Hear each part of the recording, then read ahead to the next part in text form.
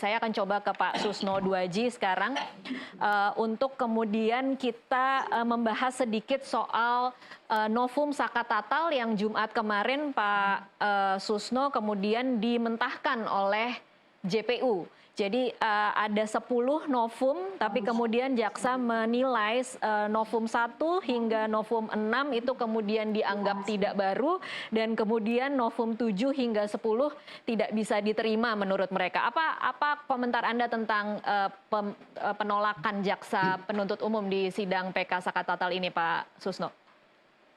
Ya bagus kan, tanpa dibacakan penolakan, tanpa dibacakan dimentahkan, ya kita menduga 100% pasti seperti itu. Kenapa? Karena yang menuntut kan jaksa kan. Kalau novum yang diajukan oleh Saka Tatal, dalam hal ini dibacakan oleh PH-nya, diterima, ya berarti sidang PK selesai gitu kan. Jadi kalau soal ditolak itu ya memang begitulah. Nah sekarang kita tunggu, ada yang kemarin kan yang belum terjawab dan sebagainya. Nah nanti yang ditolak sama yang katanya dibantah itu kan akan dinilai oleh hakim. Hakim yang menilai bukan hakim yang menyidangkan itu loh. Iya. Yang menyidangkan itu hanya mencatat, panitera yang mencatat, nanti dikirim berkas berita acara sidang PK, nanti Hakim Agung yang menilai siapa yang ditunjuk oleh Ketua Mahkamah Agung yang akan menilai itu. Jadi memang demikianlah yang namanya perjalanan daripada sidang PK. Bukan berarti kalau sudah ditolak atau sudah dibentahkan berarti apa yang didalilkan oleh penggugat PK itu gugur, tidak. Jadi masih sama-sama kuat berdiri itu nanti.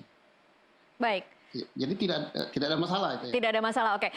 Kalau Anda melihatnya ketika diajukan novum-novum yang dikatakan sebagai bukti baru ini, Pak Susno, bagaimana nanti hakim kemudian akan yakin atau tidak yakin dengan novum ini ketika disesuaikan dengan saksi-saksi yang dihadirkan oleh kuasa hukum? Akan seperti apa pertimbangan hakim nanti, Pak Susno?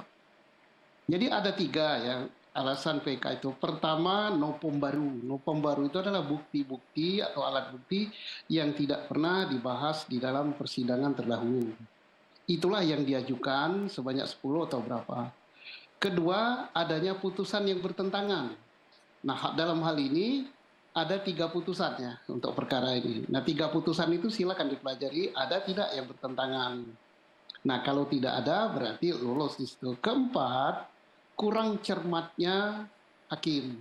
Nah, kurang cermatnya di mana? Jadi bisa salah satu di antara salah 3 ini diambil. Kalau salah satu di antara 3 ini terpenuhi, ya kena.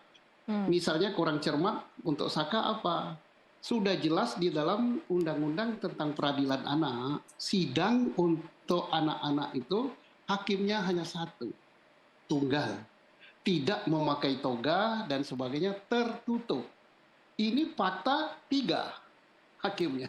Nggak tahu saya pakai toga apa enggak. Nah ini tidak boleh, itu sudah melanggar ya. Iya untuk Saka ya, kalau yang lain tidak. Nah yang berikut adalah tentang tidak cermat misalnya hakim di dalam menilai atau menganalisa alat bukti yang ada. Alat bukti saksi yang diajukan itu saling bertentangan. Saling bertentangan, masing-masing tidak didukung alat bukti forensik. Nah, apalagi pada waktu sidang pertama, para terdakwa mencabut keterangannya. Berarti keterangan terdakwa sudah nggak ada. Nah, alat bukti sudah nggak lengkap. Nah, belum nanti kalau misalnya diajukan lagi, saya nggak tahu untuk PK berikut ya. PK berikut yaitu yang 5 ya, 7 yang masih di dalam. 7, iya. PK berikutnya, kalau ditanya TKP-nya apakah masuk yurisdiksi Peradilan Negeri Cirebon Kota? Ya enggak. Yurisdiksi perkara ini adalah Cirebon Kabupaten. Sekarang kalau Polda yang meriksa tidak masalah, karena wilayah Polda itu seluruh wilayah Kabupaten Provinsi Jawa Barat.